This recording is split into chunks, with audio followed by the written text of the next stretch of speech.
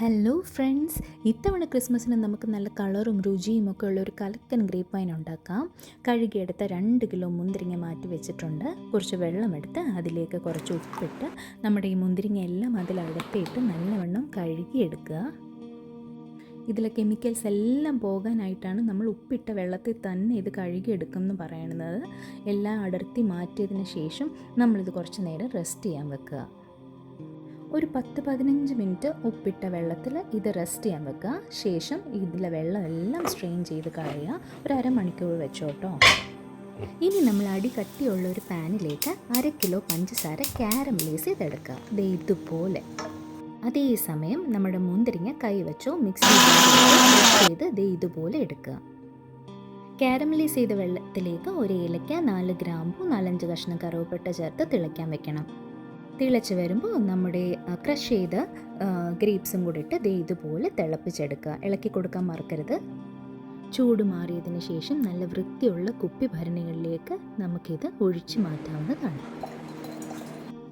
അതിനുശേഷം 1/4 കിലോ പഞ്ചസാര വീതം ഓരോ ഭരണിയിലേക്കും ഇട്ട് നല്ലവണ്ണം ഇളക്കി കൊടുക്കുക.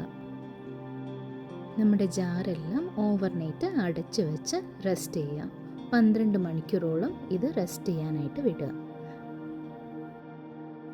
നമ്മുടെ വൈൻ കുപ്പികളെല്ലാം 12 മണിക്കൂർ റെസ്റ്റ് ചെയ്ത് കഴിഞ്ഞിട്ടുണ്ട്. ഇനി നമുക്ക് നല്ല വൃത്തിയുള്ളൊരു തടിത്തവയും കുറച്ച് പഞ്ചസാരയും ഈസ്റ്റും ഒക്കെ ആവശ്യമായിട്ടുണ്ട്. ദേ ടൊയിനും കുറച്ച് തുണിയും ഒക്കെ എടുക്കണേ.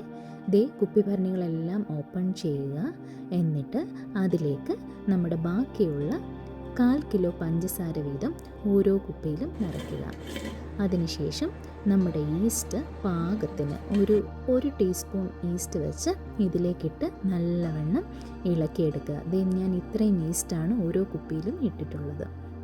നിങ്ങളുടെ പാകത്തിനിടുക. അതിനുശേഷം നല്ലവണ്ണം തടിത്തവയിട്ട് ഇളക്കിയെടുക്കുക.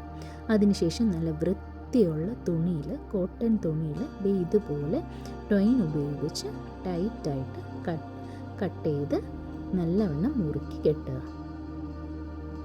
അടുത്ത 7 ദിവസം ഡെയിലി ഒരു തവണ വീതം, പ്രിഫറബിളി നൈറ്റാണ്, ഇത് ഇളക്കി കൊടുക്കണം. അത് കഴിഞ്ഞാൽ അടുത്ത 7 ദിവസത്തേക്ക് ഇത് ഇളക്കുകയോ മൂവ് ചെയ്യുകയോ ചെയ്യാൻ പാടില്ല. ലൈറ്റ് ഇല്ലാത്ത ഒരു മുറിയിൽ വേണം ഇതിനെ സൂക്ഷിക്കാൻ.